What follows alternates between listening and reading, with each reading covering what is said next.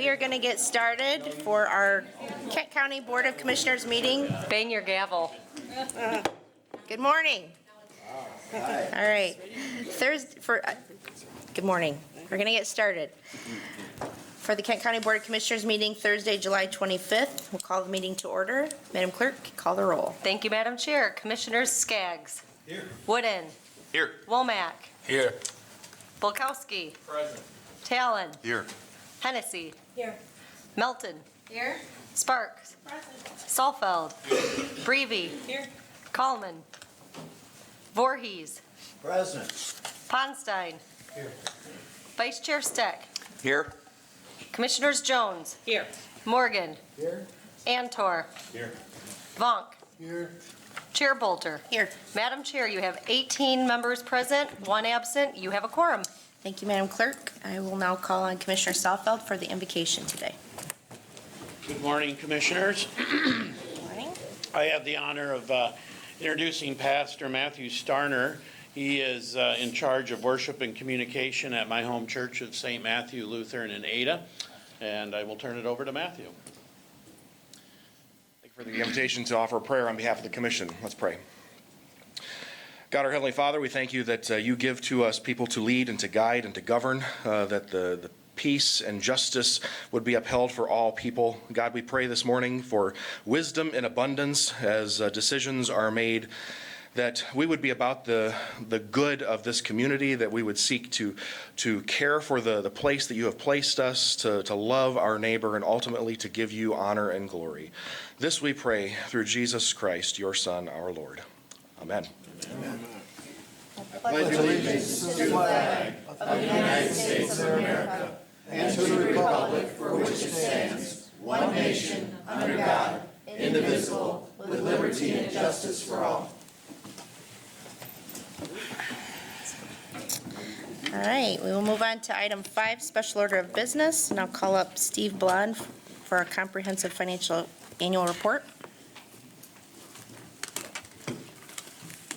Good morning. Good morning. Thank you so much for having me here today. It has been my pleasure to serve as the independent external auditor for Kent County for a number of years. Apologize, I was at Wayne County yesterday and was actually planning to share a story with you about how I was holding Kent County up as the gold standard for good behavior, and I got ahead of myself. I've ruined my good story for later today. Good save. I am coming back to it, I promise. It has been my pleasure to serve as the auditor for Kent County for a number of years, and I am pleased to present the results of the 12/31/18 audited financial statements to you today. I have 3 documents that I will be presenting from, all of which are available in the public record, both on Kent County's website and on the state of Michigan's website. I'm going to start with just a few very quick overview comments from this very thick, comprehensive annual financial report.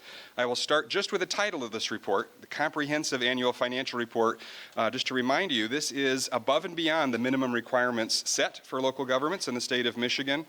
Kent County has a long track record of going through and providing not just the minimum information, but a tremendous amount of additional information for its citizens about the county's financial and economic condition, 10-year trend information, etc.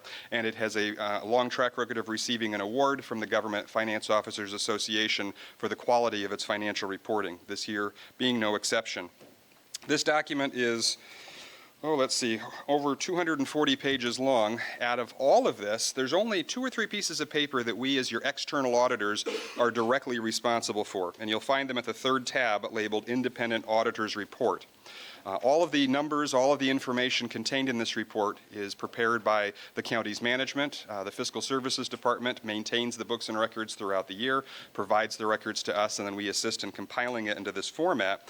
But this opinion from us is really the driving focus of the financial statement audit. And it takes a couple of pages to get to the good stuff, but on page 20 you'll see a paragraph labeled Opinions, and it says there that in our opinion these financial statements are fairly presented in all material respects. To put that in plain English instead of auditor speak, it means we think you, as elected officials, can rely on the financial data that's in this report. Our audit is designed to look for, is the information accurate enough to use it to make good financial decisions? The nature of an audit is such that we can't look at every single dollar of every single transaction that runs through the county's books. You have a very large staff that spend an entire year preparing the records. We have a smaller staff that's on site for just a few weeks. We focus on the most important areas, the highlights. We look for things that could be large enough to impact your decision-making process. Anything we find, big or small, we'll bring to your attention. And in fact, everything that I'm going to bring to your attention through the rest of this report tends to be the small things, because you do so many things well. It's hard to highlight all the stuff that's done appropriately. But this was a very clean audit, the highest level of assurance that we can give you in a financial statement audit. I do have to remind you on an annual basis, I know you're tired of hearing it, there is always the chance, it's a very small chance, but there's always the chance something could slip through a financial statement audit and not be detected. That's normal. It's a natural limitation of the audit process. There's no way around that, but we believe that these financial reports are something you can place reliance on. Since it's usually one of the most important things people want to take a look at, I will draw your attention all the way back to page 126, which is the general fund budget to actual statement. There's a lot of other information in this report, but in terms of how did we do compared to our plan, the general fund budget to actual is a great place to start. On page 126, you can see that the general fund, you had authorized a total revenue stream of approximately $157 million.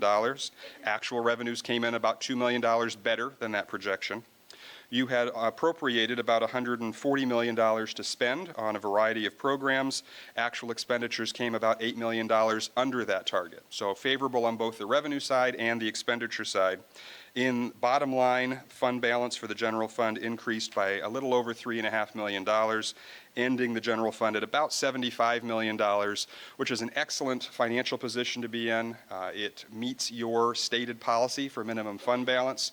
And now if I can go back and use my ruined story, I was actually talking at another county yesterday about the different states of fund balances in the largest counties around the state, and they were asking what's a healthy number and how do we assess a healthy number.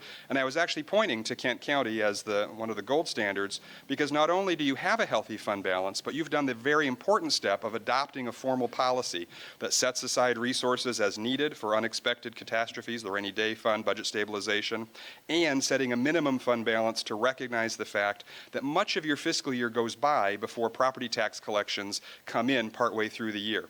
And knowing that you need to have a cushion to operate on for a good half of your fiscal year, having an appropriate minimum fund balance policy puts you in a very upper echelon of county governments in Michigan, and I certainly commend you for that strong position and the discipline, frankly, that it takes to maintain that.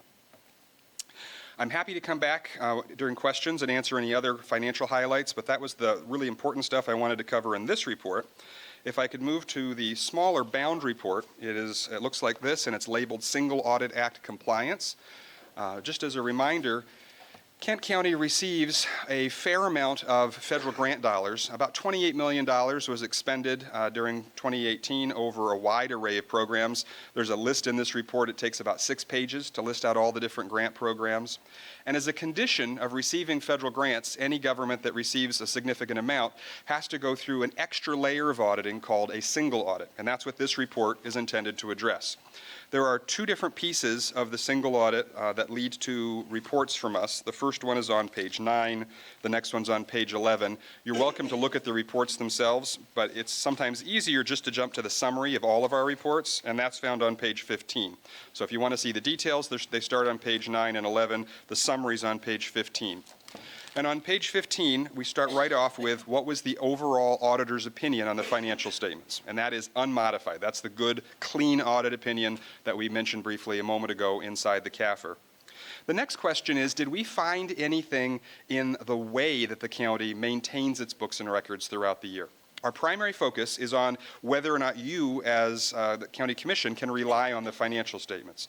But in order to do that, we have to look not just at the numbers, but the processes, the internal controls that you follow throughout the year. And anything that we identify that we think could have an impact large enough to impact your decision making, we need to bring to your attention. And in this year's audit, we had one finding that rose to that level of a material weakness, something that we think is important enough to address, and I will get to that in just one moment. Frankly, for an organization of this size, this complexity, the number of departments, to only have one matter come to and rise to that level on the financial statement audit is quite good. Obviously, we'd love it to be completely clean, and in many years it has been. We'll address that one issue in just a moment. The next section of this report talks about federal awards. And as I mentioned, there were $28 million expended on federal awards, and we tested specifically 5 of your largest programs this year. The way a single audit works is we don't test every program every year. There's a rotation basis. And the 5 programs are listed at the bottom of page 15: Food Distribution Cluster, Continuum of Care, Housing Choice Voucher, Child Support Enforcement, and the Community Services Block Grant. Of those 5 programs, we had 2 programs that identified issues. The other 3 were perfectly clean. They were unmodified, no findings of any kind.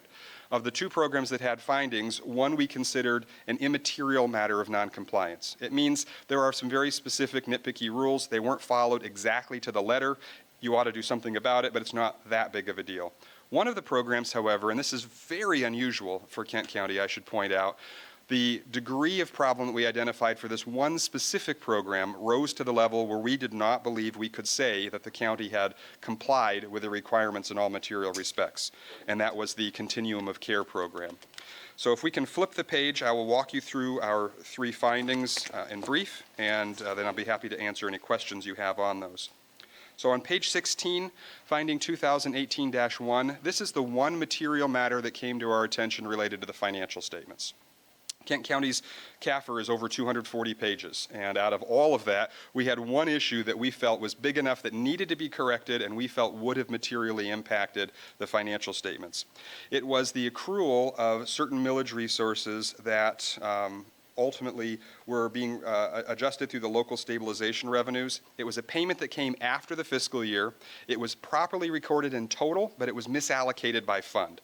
It was one of those year-end adjustments. It didn't really relate to things that happened throughout the year. But that misallocation, if we hadn't caught it and worked with management to correct it, we think it would have had a material impact on some of those separate millage funds that would have been impacted by it. The correction has been made, the issue has been identified, and controls have been put in place to make sure this doesn't happen again. First time it's happened, it's one of those things I have to bring it to your attention. It's in writing. We've identified it as material given the dollars involved, but I don't see this as a pervasive issue that you're going to need to worry about prospectively. The second item on page 17 then is that one grant that had a fairly significant issue, and that grant is the Continuum of Care program. Many grant programs the county receives and spends locally with its own personnel. And as we found through all of our testing, those programs were run extremely well. We did not find issues with any of the things the county directly administered. The Continuum of Care grant is one of the few programs the county receives and then passes on to somebody else.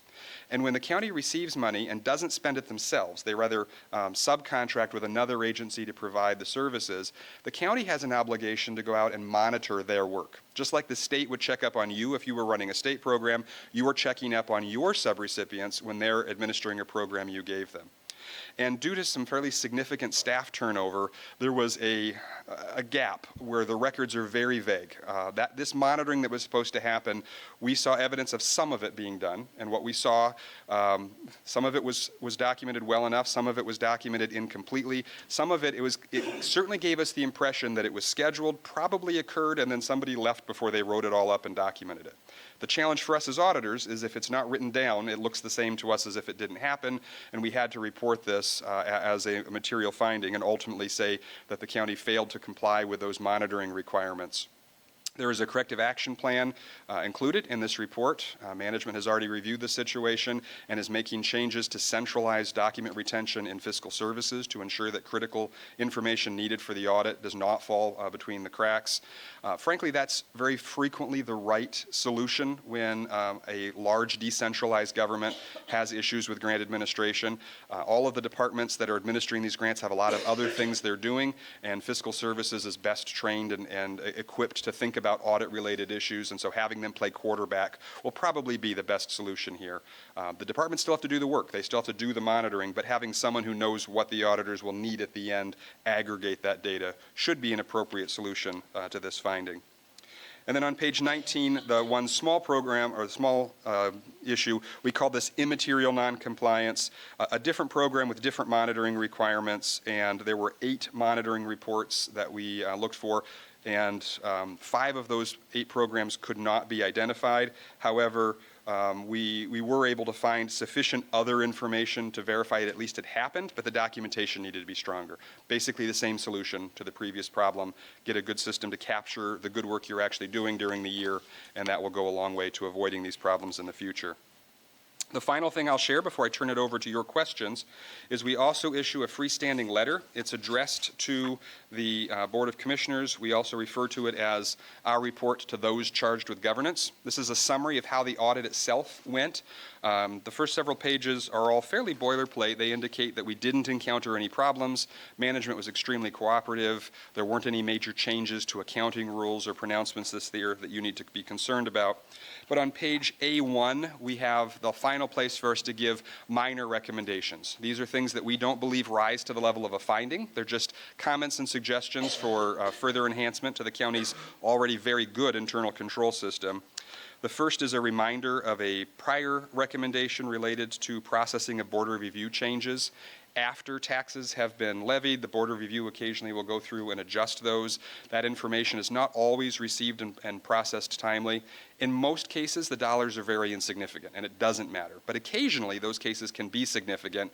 We're encouraging the county to step up the timeliness of its review of Board of Review changes, just to make sure if there ever was a significant change, it makes it into the right fiscal year. And then the next item, equipment management. Anytime the feds provide the resources to buy a piece of significant equipment, in this case it was a walk-in freezer, it needs to be added to a special list that the county maintains. One item of equipment was initially overlooked in that process this year because it was accidentally charged to the wrong account. And when it was charged to the wrong account, it didn't flag being added to the list. So we've just encouraged the county to broaden its search for transactions that might need to be added to that list each year. And then finally, related to food inventory that the county is handing on to for distributions, there are inventory count sheets that are done periodically to keep that properly accounted for.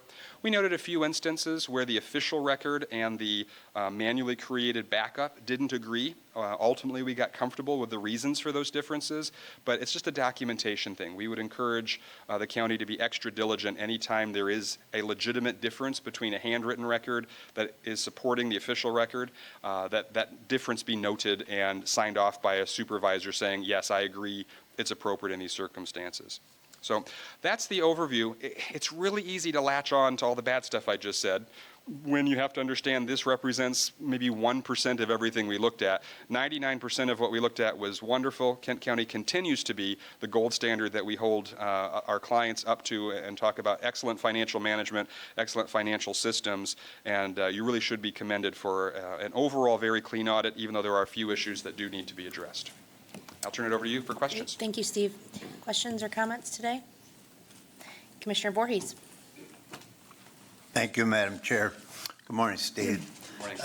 A couple areas, one of surety and one of accountability, is the handling of cash. That arena is always suspect to problems. And the other is accountability on credit cards. What do we have established that there is extra care shown in those arenas? So I mentioned that the audit doesn't look at everything every year, but cash is definitely one of those areas that do get looked at very closely every year. So the county has very robust cash handling procedures that we have documented, and we do detailed tests for every year to make sure things are being followed appropriately. Bank reconciliation processes, appropriate support on incoming cash receipts, et cetera. I don't have the entire process memorized, but certainly documented in our binder. In addition to the main cash collection that takes place in this building, we know that there are a variety of smaller county departments that may accept cash over the counter at their locations, maybe something with parks or with the health department or various things. On a rotating basis, each year we select at least one, many times 2 or 3 departments to visit and do specific cash handling testing. I don't remember which ones were on rotation this year, but I know they all came out clean. We didn't have any issues with those. And we'll continue to randomly sample even the small ones to make sure even small amounts of cash aren't slipping through.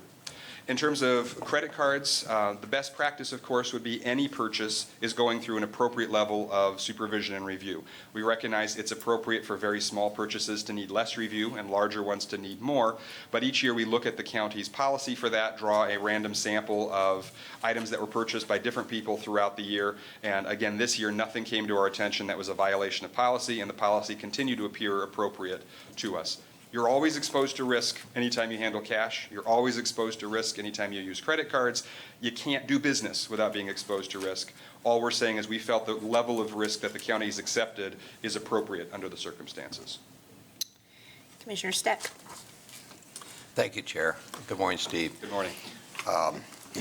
So, as you point out, when you have a new car and you see that small little dent, that's all you can think about, right? Very true.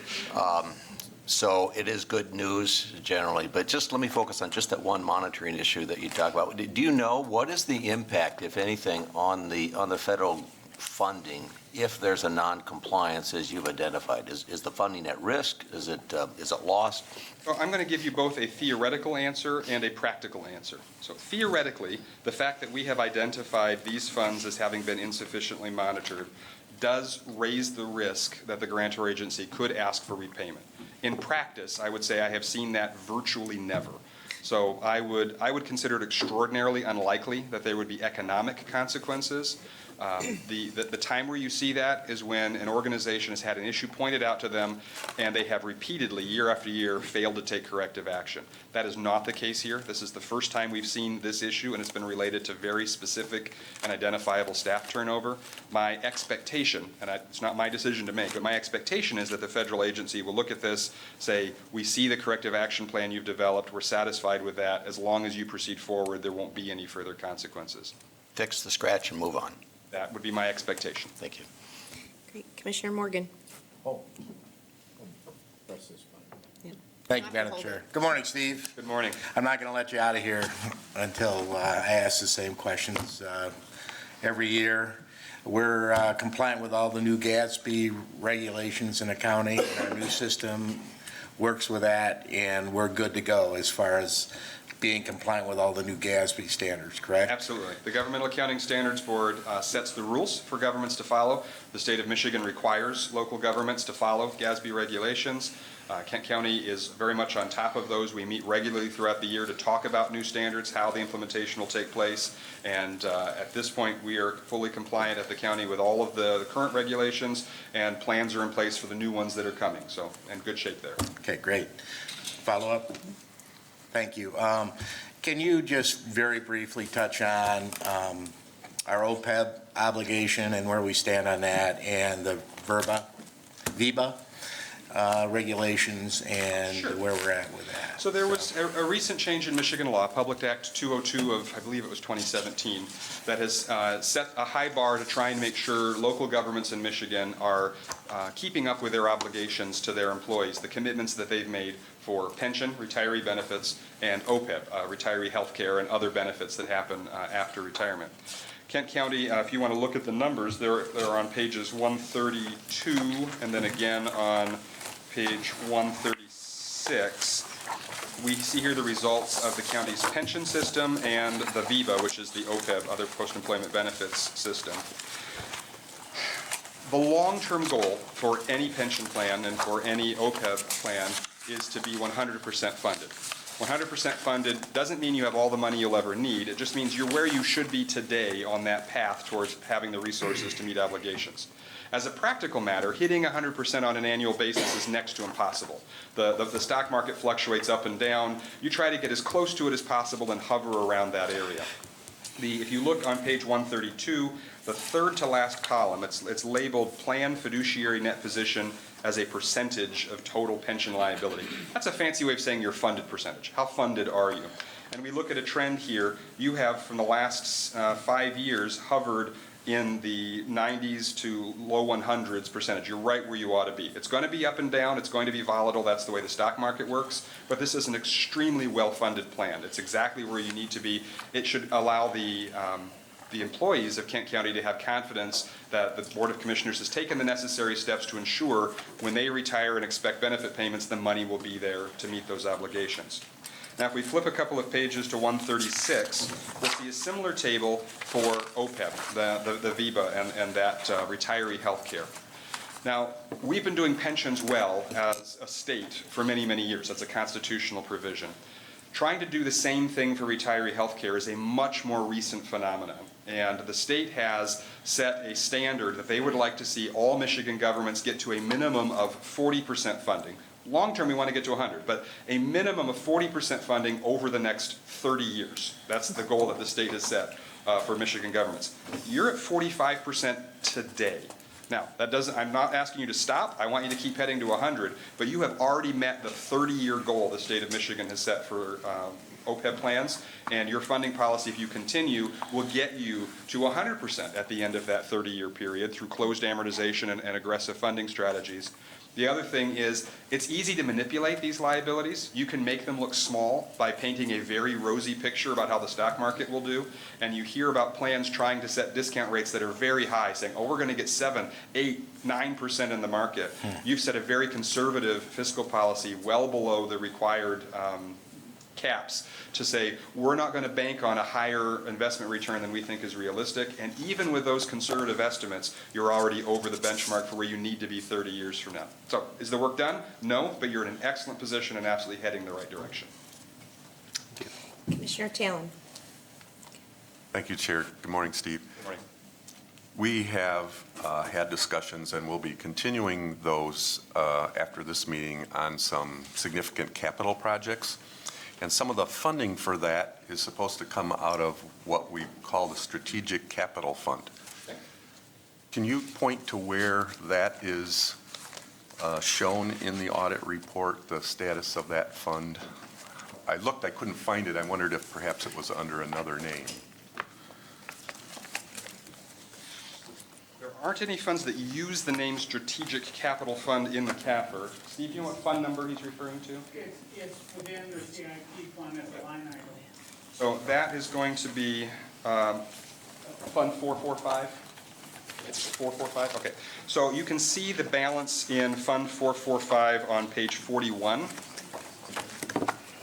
At the CAFR level, we call that public improvement. And the total balance in public improvement, which I understand includes other things besides just the strategic piece, is about $25 million at the end of 2018. Thank you. Commissioner Wooden. Thank you, Chair. I wanted to continue a little bit on, as Commissioner Steck wisely talked about it, rubbing out the scratch. It seems to me that the staff change was unique, as you've mentioned. What was in the planned corrective action that treats actually with the staff turnover when it's a contracting agency? I realize that if there's a major staff change within our own entity, there's an onboarding process. But when there's a major staff change in a contracted agency, what are we doing to ensure that same onboarding is happening when new staff are brought aboard? It's an excellent question. The corrective action plan is found on page 21 of this smaller document, so you can read it for yourself. It's actually fairly succinct, and that's for a reason. The agency who requests this does not want a lot of detail. They just want to know that there is a plan. Yeah. It speaks largely to management staff documenting document storage for subrecipient monitoring and minimizing the risk. To your specific question, I can tell you what needs to happen. Whether or not it has already taken place is something we can discuss later. But what needs to happen is anytime the county provides resources to a subrecipient, another contracted agency, the first step is to identify the risk that that agency will fail to follow the rules. And we have provided in the past, and I'm sure the county still has, a copy of a subrecipient risk assessment checklist that helps guide that process. And among the factors are, do they have new staff? So speaking to turnover, do they have new systems? And do the programs they're administering have new requirements this year? So if you take those into consideration when establishing the risk, then that risk drives the decision of how often you're going to monitor. From that point, this corrective action plan kicks in very nicely in that you will capture, aggregate, and respond to all of those monitoring visits, which would be in response to the risk, which is in response to the staff turnover. So I think that gets us there indirectly at least. Thank you. Commissioner Bolkowski. Excuse me. Thank you, Chair. Most of my questions followed up or were asked by Commissioner Morgan. As it relates to the federal dollars, though, we have to report on our unfunded liabilities or overfunded liabilities and all that stuff. Of that $28 million, is there a requirement to report how much of that is borrowed and how much of that is actual cash or coming out of trust funds from a federal level? Or is No. it just all federal money and we consider it good? So the dollars we're talking about on the schedule of expenditures of federal awards, and it's a 5 or 6 page schedule, but it ends on page 7 if you want to see the number that we're talking about. This represents resources that were received from the federal government during fiscal 2018 and spent. So all the money came from the feds, either directly or passed through the state of Michigan, and was spent. None of it was borrowed, none of it would have come through trust funds. It would have all just been received and expended in that year. I meant borrowed by the federal government. Oh, Do no, they- there's. In their audit, I mean, we're going to borrow $1 trillion this Yeah. year, but what if this $28 million is unfunded liabilities on their perspective? The source of the funding at the federal level is outside of the scope of what the county is responsible for, and it's not reported here, and I'm not even sure there would be an easy way to identify the original source at the federal level of where those dollars were provided. All right, thanks. Commissioner Antor. Thank you, Chair. And Commissioner Bukowski's, I think we're printing money, probably, along with everything else. Not us, but at the federal level. I understand. If you just watch that debt clock roll, there's a lot that goes into it. But I was wondering, you mentioned credit cards, and I guess first time ever, I've never really thought of that before within the framework of our government. I'm assuming the people that have them, they're great tools. I know Dave Ramsey probably slapped me on the face for saying that, but they really are. But I'm assuming that we pay them off every month and we're not accruing any interest or. Correct. And in a governmental context, we typically refer to them as P cards or purchasing cards. They operate like credit cards. They have a Visa or MasterCard logo on them that allows them to be used to book necessary travel, online purchases that can only be facilitated that way. But in reality, they are, the balances would be paid each month within a 20-day period or so, and the county would not only not incur interest, but would typically get a rebate on those purchases. Okay, thank you. Any other questions or comments for Steve today? All right, seeing none, thank you so much. Thank you. It's always a Appreciate all your pleasure work. working with Kent County. Thank you. On to item 6 today, public comment related to our agenda. Is there any public comment today related to the current agenda? All right, seeing none, we will move to item 7, consent agenda, and I'll call on Commissioner Softfeld. Oh, I'm sorry. Welcome. Good morning, Commissioners and Madam Chair. I'm Teresa Hendricks. I'm an attorney and director with Migrant Legal Aid, but today I'm wearing the hat of the convener of the Concerned Citizens for Farmland Preservation. And I'm here today to say thanks and to leave you with a gift from our committee. Before I do that, I wanted to thank the county administration for convening our strategic planning meetings to look at planning for the county. And also wanted to thank the commissioners that have worked on this issue for many years, almost 20 years now. And also thank the commissioners that showed up at our recent event where we set out to raise funds towards farmland preservation, and that was called the Celebrate Kent Farms. And that went very well. And my grandma always said it's never a good idea to look back unless you can see how far you've come. And I look back at the history, and we started in 2000 with wanting to preserve 100,000 acres. In 2002, we got our ordinance in the county. And in 2015, the county convened the agribusiness work group, and they came out with a tremendous report, and it had all of the data and statistics that everybody would be impressed with. They were able to read the whole report. The 3 statistics that I liked the best from that report were that farmland generates $231 million to the market economy of Kent County and produces $579 million in labor income and covers 26,000 jobs. And in 2017, this commission looked at that report and thankfully adopted the report unanimously. And I was there that day, and Commissioner Bukowski had said, this is great, we unanimously adopt this report, we recognize the importance of farmland, what are we gonna do about it next? And that's where our committee got to work and started to look into the different funding tools. And so I wanted to present this check to the county, and it is from our sponsors and from many of the attendees that came to the Celebrate Kent Farms event. And the check is for $6,000. But the most important part of this check is that this can be parlayed with state money into an additional amount of money. It can be a 50% match, meaning for 6,000, we can get 12. And then the same thing can happen once it is parlayed into the federal requests. So we know that in October, our state will have available approximately $2 million towards this effort.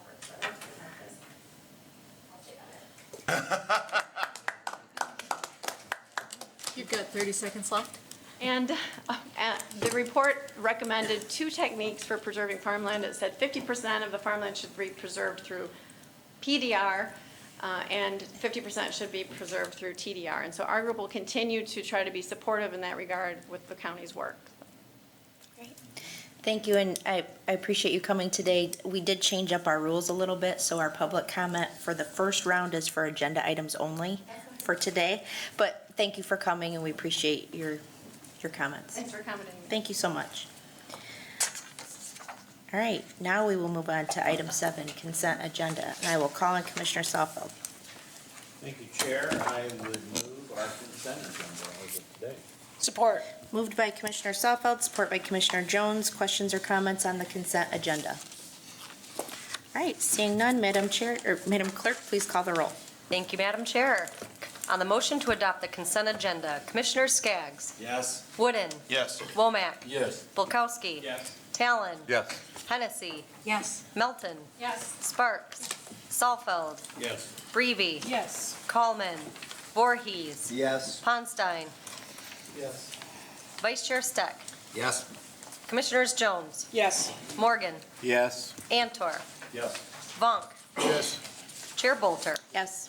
Madam Chair, you have 18 yeas, 0 nays. The motion passes. The consent agenda is adopted. Thank you, Madam Clerk. We're on to item 8, resolutions, and I will call on Commissioner Melton for Resolution 8A. Thank you, Madam Chair. I move that we adapt the midterm vacancies that have been filled by persons that we talked about in the policies meeting. Today's date, Article 60. Moved by Commissioner Melton, support by Commissioner Steck. Questions or comments on this? All right, seeing none, this is not a roll call vote. All in favor, say aye. Aye. All opposed? Motion passes. On to item 8B, I will call on Commissioner Morgan. Thank you, Madam Chair. I'd like to move Resolution 61. It's to authorize bonds to refund the Building Authority Bond Series 2009A from Fiscal Services. Moved by Commissioner Morgan. Support. Support by Commissioner Breivy. Questions or comments on this issue? All right, seeing none, this is a roll call. Madam Clerk, please call the roll. Thank you, Madam Chair. On the motion to adopt Resolution 725-1961, Commissioners Skaggs. Yes. Wooden. Yes. Womack. Yes. Bulkowski. Yes. Talon. Yes. Hennessy. Yes. Melton. Yes. Sparks. Salfeld. Yes. Breivy. Yes. Coleman. Voorhees. Yes. Ponstein. Yes. Vice Chair Steck. Yes. Commissioners Jones. Yes. Morgan. Yes. Antor. Yes. Vonk. Yes.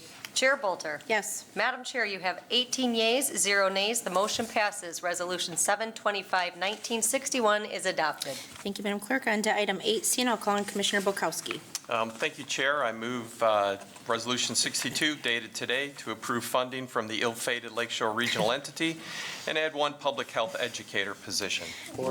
Moved by Commissioner Bulkowski, support by Commissioner Morgan. Questions or comments on this issue?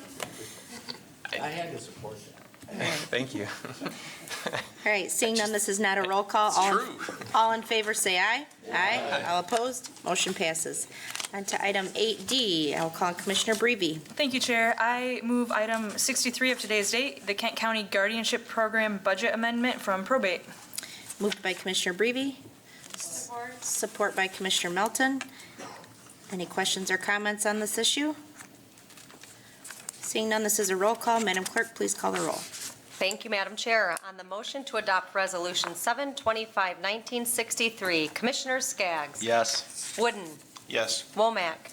Yes. Bulkowski. Yes. Talon. Yes. Hennessy. Yes. Melton. Yes. Sparks. Salfeld. Yes. Breivy. Yes. Coleman. Voorhees. Yes. Ponstein. Yes. Vice Chair Steck. Yes? Commissioners Jones. Yes. Morgan. Yes? Antor. Yes. Vonk. Yes. Chair Bolter. Yes. Madam Chair, you have 18 yeas, 0 nays. The motion passes. Resolution 725-1963 is adopted. All right, thank you, Madam Clerk. On to the last resolution for today, AE. I'll call on Commissioner Brevy again. Thank you, Chair. I would like to move Resolution 64 of today's date, the 2019 Zoo and Museum Millage Fund Budget Amendment from Fiscal Services. Moved by Commissioner Brevy, Support. support by Commissioner Voorhees. Questions or comments? All right, seeing none, this is a, I'm sorry, Commissioner Talon. Thank you, Chair. I had some questions about this that I appreciated help from staff and other board members in helping to resolve those.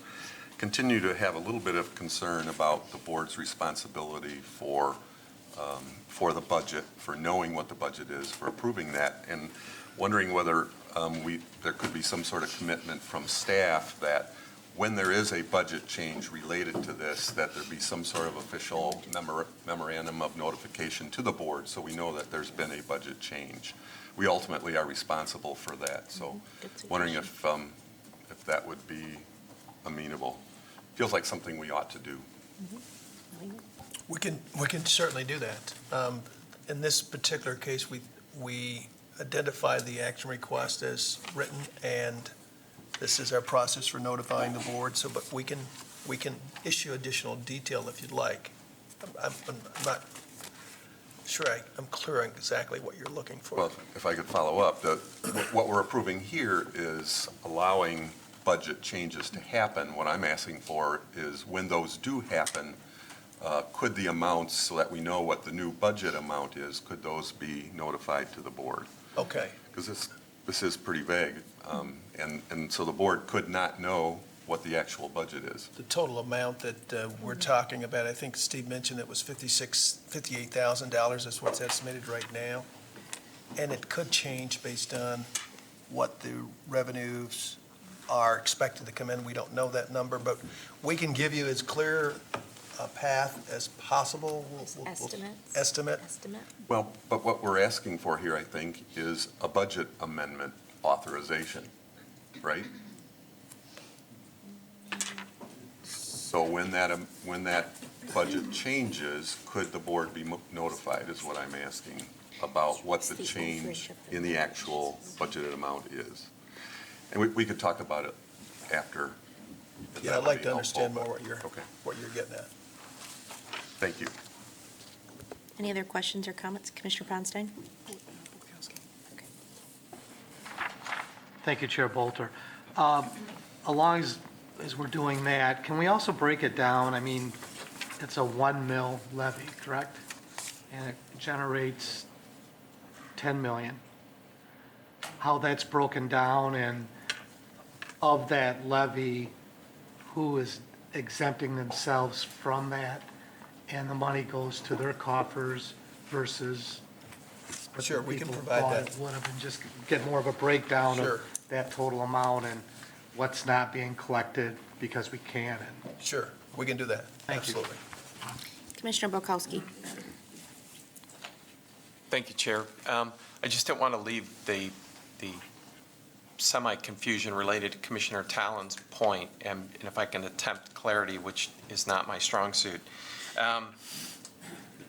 We appropriated a sum certain in the budget, and now there's more money available, but we don't know exactly how much will be available. So instead of appropriating a sum certain, we are approving you, Wayman, and other, related staff to send every dollar we get Correct. to the two recipients, the zoo and the museum. We're not appropriating a sum certain. And so Right. Commissioner Talon's request, the way I understand it, is that when you know the sum certain, we're notified, so we know exactly how much money's going over and when it's going over. Because again, in essence, you're amending the budget every day we have a dollar more, and it's our job to amend the budget. So again, we're giving you a lot of discretion, and I get that. it's easy. So that makes sense? Okay. Perfect. I'm good. Yeah, I I'm figure good you with would be. I just, yeah, that's, yeah. All right, good. Got it. Any other questions or comments? Commissioner Wooden? Thanks, Commissioner Volkowski, for making that clarity. I was trying to do the same myself, and you did it much better than I could have. I just found it poetic, and I said this to Commissioner Voorhees, that with the change in the agenda, we truly weren't through until we voted for the zoo. And so I'm excited to vote for this, and thanks, everyone. Thank you. Commissioner Jones? Thank you, Chair. I just want to add that I appreciate that we went ahead to add this to the mix, because if we hadn't done this change, then the entities that would be receiving the monies that were voted on by our residents to go to these entities would be held up an additional time period that one could argue isn't fair to them. And I think this was the smoothest way to get those funds to those entities, and I'm glad that we're acting fiscally responsibly to get that overflow to them. Yeah, one of the hiccups that comes along with this is the number of meetings that we have during the summer months. And so with the fact that we're meeting today, we wanted to get this in front of you. We didn't want to wait and then not be able to move those dollars as soon as we had them. So that's another reason for moving it ahead, getting your permission to do it. So just to know that it's really more of a timing issue for us than it is anything else, wanting to make sure we got your approval to move on it when we have it. And I just want to add, these are dedicated funds. It's not like the money's coming into general fund and we're choosing to give it to the zoo. It's already, it's literal pass-through, so. Any other questions or comments? Commissioner Morgan? Just a comment. I don't have a problem with the process, but I do recognize that we do have a fiduciary responsibility financially to weigh in on this stuff. Great. Anyone else? Any other comments? All right, seeing none, this is a roll call. I call on the clerk. Thank you, Madam Chair. On the motion to adopt Resolution 725-1964, Commissioners Skaggs, Yes. Wooden, Yes. Womack, Yes. Volkowski, Talon, Yes. Hennessy, Yes. Melton, Yes. Sparks, Saalfeld, Yes. Breivy, Yes. Kallman, Voorhees, Ponstein, Vice Chair Steck, Yes. Commissioners Jones, Yes. Morgan, Yes. Antor, Yes. Vonk, Yes. Chair Bolter. Yes. Madam Chair, you have 18 yeas, 0 nays. The motion passes. Resolution 725-1964 is adopted. Thank you, Madam Clerk. We are on to item 9, and this is the second public comment of 1 minute for any county-related matter. Doesn't have to be the agenda. So if anyone would like to come up and speak for 1 minute on, Point of order, Chair, that sure. I think that 1 minute requirement was eliminated. oh, it was eliminated. Okay. Oh. So it's 3. Okay, so it's 3. Okay, thank you. 3 minutes to talk about anything your heart desires. All right, seeing none, we'll move on to item 10, reports. Commissioner reports, item 10. Any reports today? Commissioner Talon. Thank you, Madam Chair. I was privileged to participate in the first meeting of the Michigan Joint Task Force on Jail and Pretrial Incarceration yesterday in Detroit.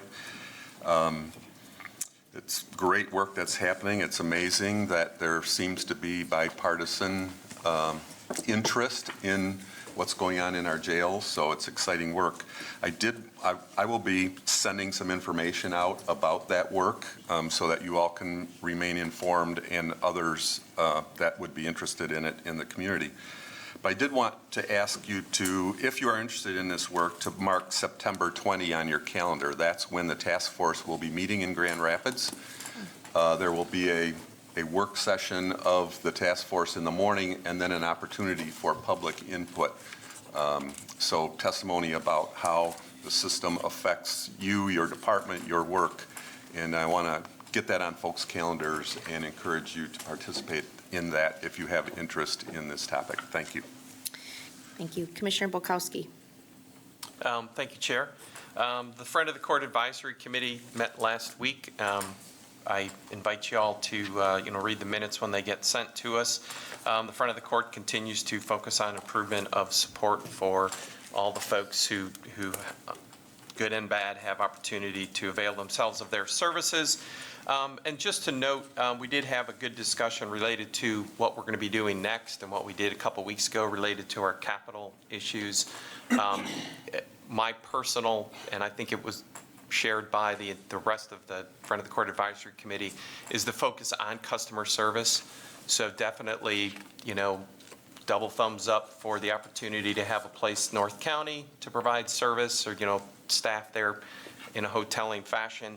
And then also, curious, not curious, but, again, focus on what will happen with the customer service, good and bad, of those shifts, whatever happens to 82 Ionia. So just that we're having those conversations and looking forward to future in 20 minutes, 10 minutes. Awesome. Thank Thank you. you. Commissioner Bonk. Thank you, Chair. This week I received a phone call from Senator Peters' office, and he's doing a motorcycle tour of the state. On August 9th, he'll be leaving Big Rapids and arriving at the Grand Rapids Airport at 10 o'clock, and he's going to have a 15-minute meeting with the airport officials, and county commissioners are welcome to be there. I'm not sure he called me because I'm a Republican or because I was a biker. I'm trying to figure that out right now. But he's been very positive of attaining that tower, and it'd be nice that we showed him a good response. And I asked him if they were meeting for a staging area before they came into Grand Rapids. Maybe even the sheriff department could give us an escort in traffic. It's always exciting. It's white knuckle if you're riding bike in traffic. So just a heads up, and keep you informed if I hear anything more. What was that date and time? August 9th. August 9th. Are you going to ride in with them? Well, I was asking about that staging area, and Yeah, they okay. weren't sure what they were doing, but it's quite a good ride in from Big Rapids, so. Awesome. Commissioner Melton. Thank you, Chair. I was just checking something. I don't know if Commissioner Brevi was going to report on the CHOC, but there were a couple things that really came to mind. Okay, thank you. We discussed again the opioid crisis. I'm sure, hopefully someone has noticed that in the last a week or so, there's been probably 10 days, an awful lot of information that has flooded the newspaper, the news, whatever, about how the drug companies introduced some of these into some of our smaller communities, some of our rural communities, and how, in fact, we kind of got into the start of this severe problem that we do have. And so it was discussed at great length about how the county and how the county will do things and what it should do. The other information, of course, is that the tick population is increasing and increasing, and so please be very careful. My niece found a tick on her 2-year-old daughter after just playing outside in the backyard. Was pretty scary, but knew what to look for, so that's very good. And then our own Adam London has been seen on YouTube, and I don't know what else on media. I don't see everything on vaccinations to vaccinate, but the really cool part of that is they have a new room, and I should probably let him tell you better, but it's amazing. It's like their own studio, and he goes in, or whomever goes in, and they can broadcast anything at this point, and it is really, really neat that personal touch can come across better to us in the community. So good things going on at the health department. Great. Commissioner Steck. Thank you, Chair. Probably only appropriate that I report from the ill-fated LRE after hearing about the tick population.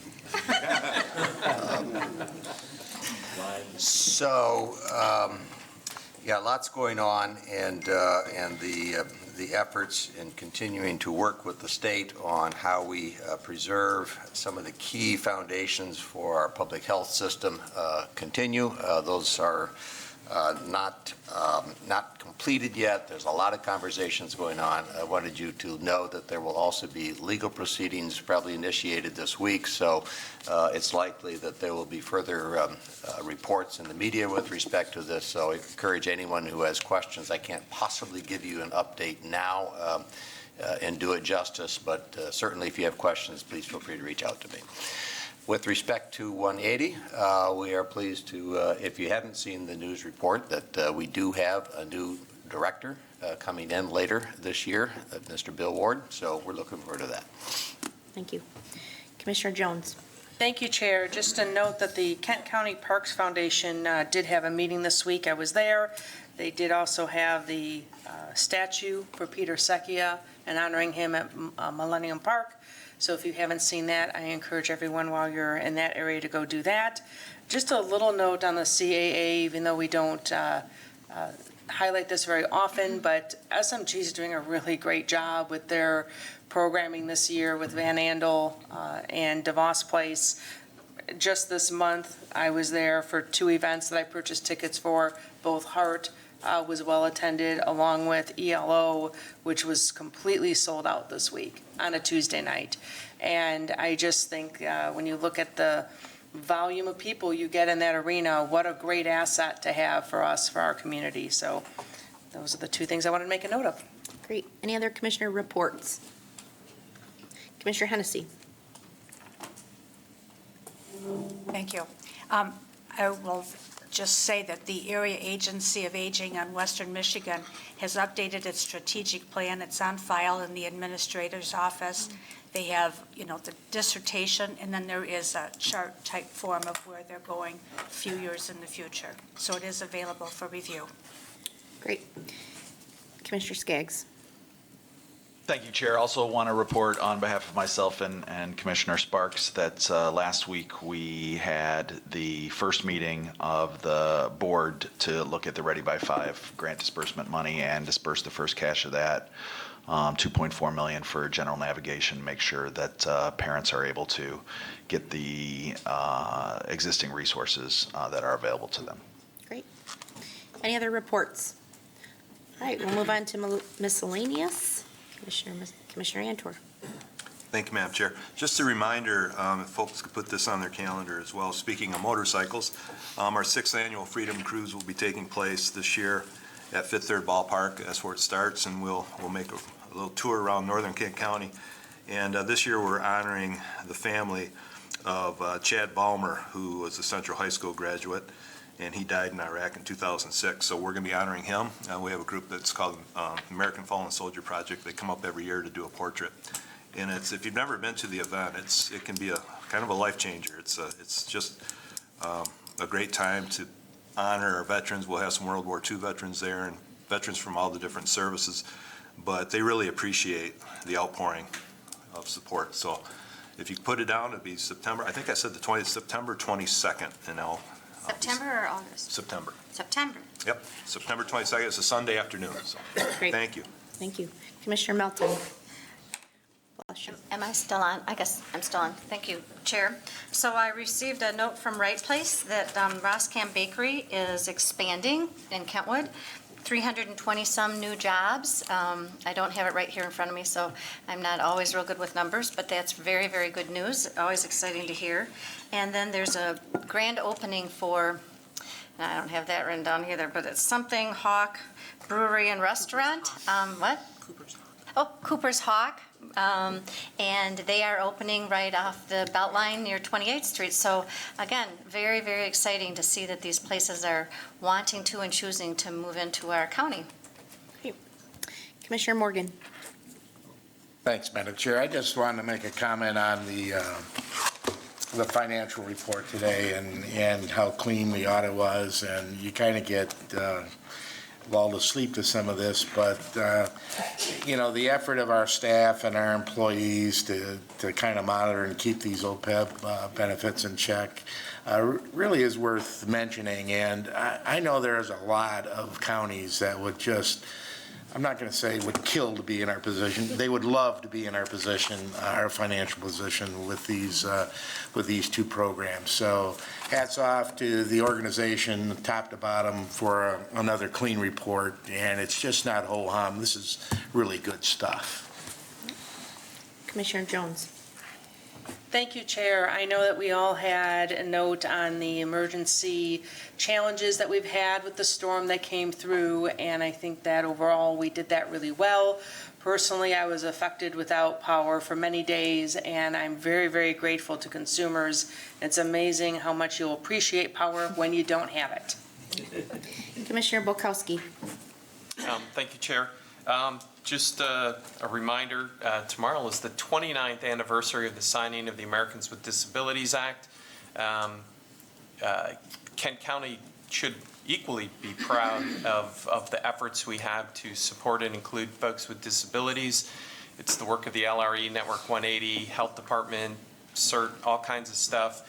And then not to rest on our laurels, I know you all watch my Facebook page, but there were 70 of us wandering through downtown Grand Rapids the past couple of days looking at how we can, where are the current barriers and how we can improve that. So we're looking to come to communities near you. You know, we will go out to far off places like Bound and Sand Lake and every point in between. So Let me know. yeah, continuing to celebrate, again, how our county works for inclusion at all levels. Thank you. Commissioner Ponstein. Thank you, Chair Bolter. It seems like every week, you know, I always get a call or someone comes up that you really don't understand what county government does.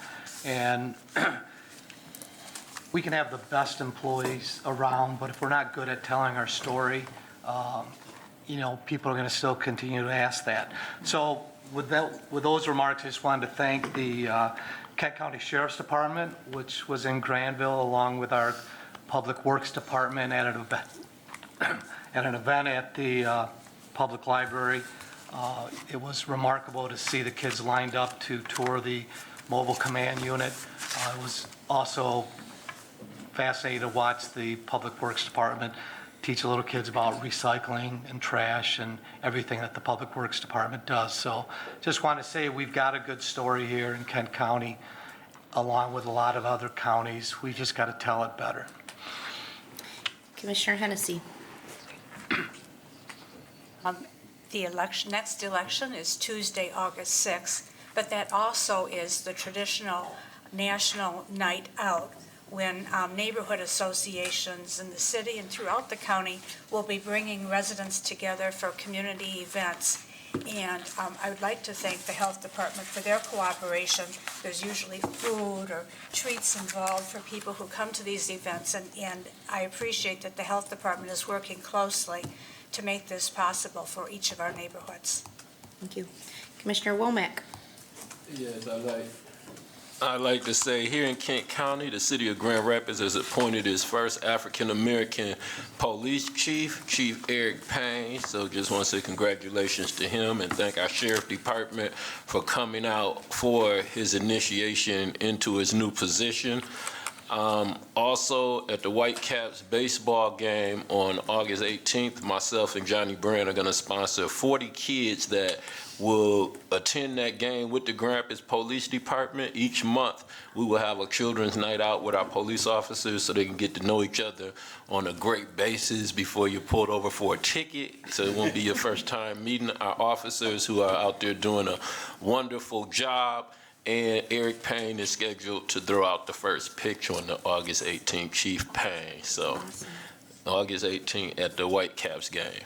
So just some great things that are happening in Kent County, some of the positive things. Great. Commissioner Softfeld. Thank you, Chair. I have had an opportunity to meet Ms. Hendricks, who spoke to us during a public comment, and have had several conversations with her about PDR.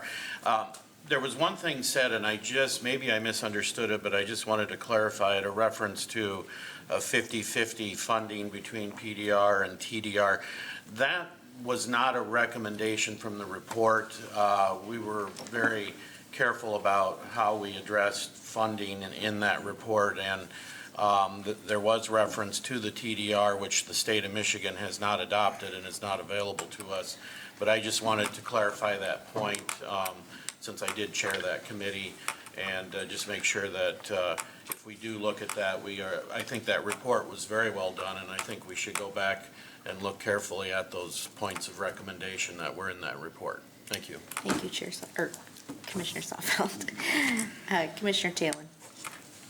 Thank you, Chair. Just wanted to take the opportunity to follow up on my colleague's comment on the Fernandel Arena and recognize that it is a great community resource, and It's owned by the Convention and Arena Authority, but the funding for that was significantly borrowed through bonding, and the bonds are still being paid out of DDA funds, of which the county is a significant contributor. So in addition to being a great resource, it's something that the county continues to contribute to, I think through maybe 2025, but 24, yeah.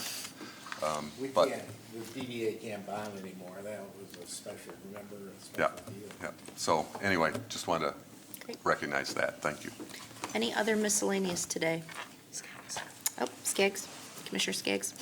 Just wanted to recognize Commissioner Melton on what Dwight Schrute would call the anniversary of your birth. So happy birthday, Betsy. Happy birthday. Any other miscellaneous? All right.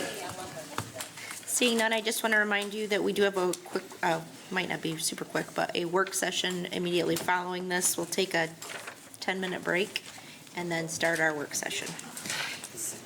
I will now call on Commissioner Saalfeld for a motion to adjourn. Thank you, Chair. I would move to adjourn, subject to the call of the chair, till Thursday, August 22nd, 2019, at 8:30 a.m. for an official meeting.